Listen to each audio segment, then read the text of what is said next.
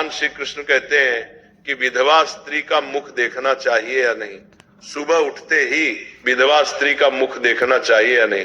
कुछ लोगों के मन में भय उत्पन्न हो जाता है, किसी पुरुष की पत्नी मर जाए तो सुबह उसका मुख देखा जाए या नहीं। आज लोगों ने समाज में जो भ्रांतियां उत्पन्न कर रखी हैं, वो शिव महापुराण इस भ्रम को मिटाना चाहता है।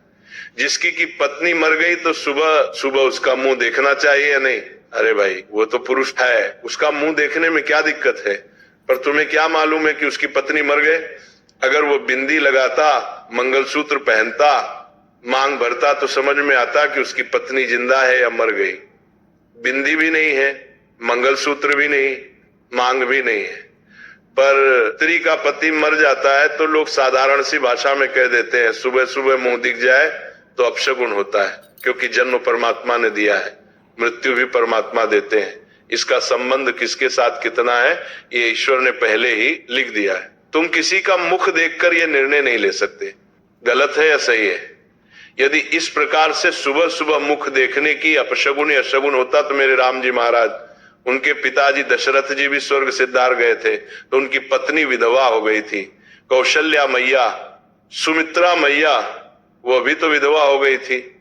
अयोध्या के लोगों ने उनका मुख नहीं देखा था, क्या भगवान श्री राम ने मुंह नहीं देखा था। यह हमारी सोच है, हमारी बुद्धि, हमारी धृष्टता। मैं आपसे निवेदन करूंगा, पापी को पाप नजर आता है, कपटी को कपट नजर आता है, बेईमान को बेईमानी नजर आता है और धर्मात्मा को धर्म नजर आता है, पुण्य आत्माओं को पुण्य नजर आता है। जिसकी जैसी सोच रहती है सामने वाला व्यक्ति उसको वैसा ही नजर आता है।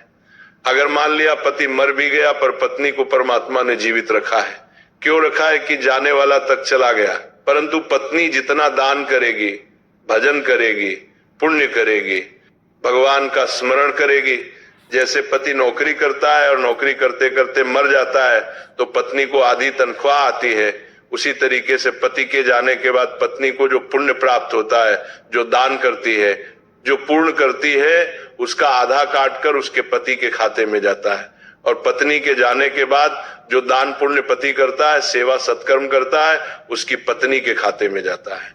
आपको सत्कर्म करने के लिए छोड़ा है, दान करने के लिए, भजन करने के लिए एकादशी का व्रत करो, शिवरात्रि का व्रत करो, भगवान का भजन, उसका पुण्य आधा उसके खाते में जाता है। यदि आप एक लोटा पानी शिव जी को चढ़ाते तो आधा उसके खाते में जाता है। जब पति पत्नी दोनों साथ रहते हैं और साथ पूजन करते हैं और पत्नी व्रत करके बैठी रहती है, तब भले खाते में न जाए, जब एक रह जाता है और परमात्मा के यहाँ तो लिखा है एक ना एक दिन जाना है, जब एक रह जाता है तो उसका हिस्से का भाग्य उधर चला जाता है। शिवा शिवा कहो, भागवत भक्ति में डूबे रहे। किसी पर आक्षेप लगाना गलत है, ये आपके गुण नहीं है, ऐसा कहाँ लिखा है। कौन कहता है विधवा स्त्री का मुख नहीं देखना चाहिए। इसीलिए ये सब गलत बातें। शिव भक्ति में लीन रहे, शिव का स्मरण करो। जो लोग कहते हैं कि विधवा स्त्री का मुख नहीं देखना चाहिए, ऐसे लोग दुनिया में भ्रम फैला रखे हैं। तो इन सब बातों को छोड़कर किसी को ठेस नहीं पहुंचाना चाहिए।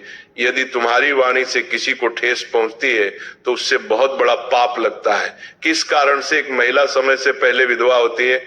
ऐसा वो कौन सा पाप है जो एक पतिव्रता नारी को भी विधवा बना डालता है? क्या महिला के विधवा होने के संकेत पहले से मिलते हैं? तथा महिला का वो कौन सा अंग है जिससे ये पता चलता है कि महिला विधवा होगी या नहीं? से प्रश्न पूछने पर भगवान विष्णु कहते हैं, हे प्रिय, तुमने उचित ही प्रश्न किया है। यह सत्य है कि कुछ महिलाओं के भाग्य में जल्दी विधवा होना लिखा हुआ होता है, चाहे वो पतिव्रता ही क्यों ना हो। किंतु एक पाप के कारण महिला विधवा बनती है और महिला के शरीर का एक अंग उसके विधवा होने का संकेत भी देता है।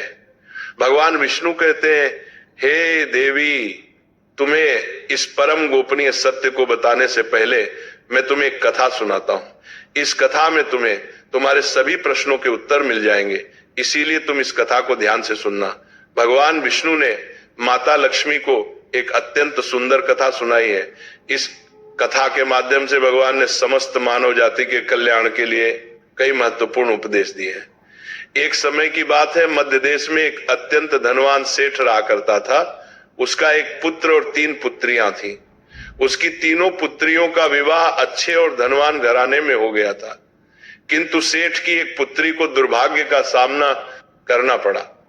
उसकी एक पुत्री विवाह के कुछ ही वर्षों के बाद विधवा हो गई और अत्यंत दुख में जीवन बिताने लगी। उस विधवा महिला का नाम था सावित्री। सावित्री अत्यंत सुंदर, गुणवान और पतिव्रता नारी थी, किंतु उसके भाग्य में जो अशुभ लिखा हुआ था वही उसके साथ घटित हो गया। सावित्री के पति ने विवाह के समय केवल सावित्री का सुंदर रूप और उसके पिता की धन संपत्ति देखी थी, जिसका पाप से उसे भी जल्दी शरीर का त्याग करना पड़ा। बचपन से ही सावित्री के शरीर के अंगों पर उसके विधवा होने के लक्षण दिखाई दे रहे थे, लेकिन किसी ने उस पर ध्यान नहीं दिया था।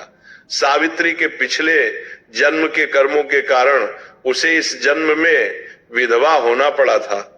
भगवान विष्णु कहते हैं, हे देवी, अब मैं तुम्हें सावित्री के पूर्व जन्म की कहानी सुनाता हूं, उसे तुम ध्यान से सुनो। सावित्री का पिछले जन्म में एक ब्राह्मण के घर पर जन्म हुआ था। उसका नाम था गायत्री। वह ब्राह्मण राजा को अत्यंत प्रिय था, जिस कारण से ब्राह्मण का घर धन धान्य से भरा हुआ था। उसके पास बहुत सारी धन संपत्ति थी, जिससे ब्राह्मण बहुत ही उन्मत्त और गर्वित बन गया था। पन्ना की वो ब्राह्मण अपनी पुत्री गायत्री से बहुत प्रेम करता था, क्योंकि वो उसकी इकलौती पुत्री थी। गायत्री बहुत ही सुंदर थी और पिता के लाड प्यार से वो भी बिगड़ चुकी थी। उसके पिता इच्छा को पूर्ण करते थे, उसे कभी किसी चीज की कमी नहीं पड़ने दी। गायत्री ने अपने जीवन में कभी दुख नहीं देखा था और उसे अपनी सुंदरता पर भी अत्यधिक घमंड था। फिर जब गायत्री जवान हुई तो उसके पिता ने उसका विवाह करने का सोचा, लेकिन उसकी एक शर्त थी कि जो भी गायत्री से विवाह करेगा वो उसके साथ उसके पिता के घर में रहेगा, अर्थात घर जमाई बनकर रहेगा। ब्राह्मण ने अपने सभी रिश्तेदारों को यह बात बता दी और चारों तरफ यह बात फैल गई। कई विद्वान और ज्ञानी पंडित गायत्री के घर पर उसे देखने के लिए गए, लेकिन गायत्री ने किसी को भी पसंद नहीं किया। गायत्री ने कई विद्वान ब्राह्मणों को अपमानित करके घर से बाहर निकाल दिया। फिर एक दिन एक अत्यंत सुंदर ब्राह्मण भिक्षा मांगने के लिए गायत्री के घर पर आया, जिसे देखकर गायत्री उस पर मोहित हो गई और अपने पिता से कहने लगी कि वो उसी भिखारी ब्राह्मण से विवाह करेगी। यह सुनकर गायत्री के पिता ने भी स्वीकृति दे दी और उस भिक्षुक ब्राह्मण को गायत्री से विवाह करने के लिए पूछा, तो उस भिक्षुक ब्राह्मण ने भी हाँ कर दिया और फिर गायत्री और ब्राह्मण का विवाह संपन्न हुआ। गायत्री विवाह के समय बहुत प्रसन्न थी, उसे उसका मनपसंद जोड़ीदार मिल चुका था। विवाह के बाद कुछ दिनों तक गायत्री अपने पति के साथ बड़े प्रेम से रहने लगी और उसकी सेवा करने लगी, लेकिन कुछ ही दिन बीतने के बाद गायत्री ने अपना असली रंग दिखाना शुरू कर दिया।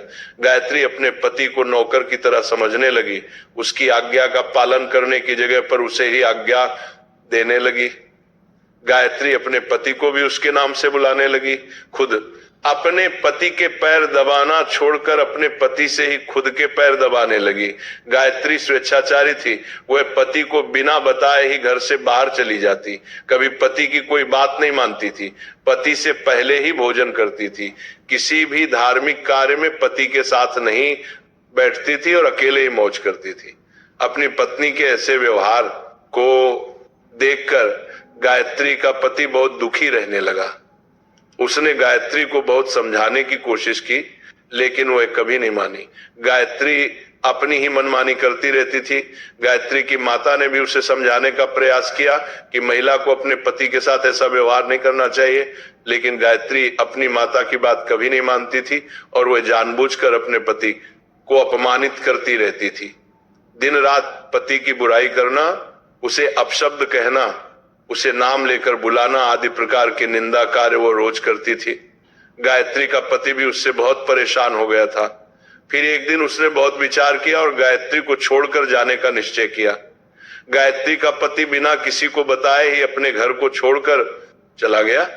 उसने गायत्री का त्याग कर दिया और वन में जाकर तपस्या करने लगा, क्योंकि शास्त्र यही कहते हैं कि बुद्धिमान मनुष्य को दुष्ट और स्वेच्छाचारी पत्नी का त्याग कर देना चाहिए, अन्यथा वह भी उसके पाप का भागीदार बनता है। गायत्री का पति वन में जाकर तपस्या करने लगा। गायत्री ने भी अपने पति को खोजने की कोशिश नहीं की और बड़े मौज से अपने घर में रहने लगी।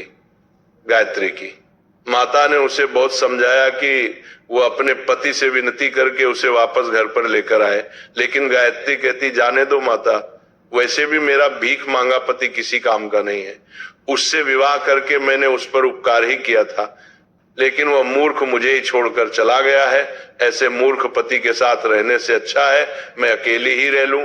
मैं इतनी सुंदर हूं कि कोई भी पुरुष मुझसे विवाह कर लेगा।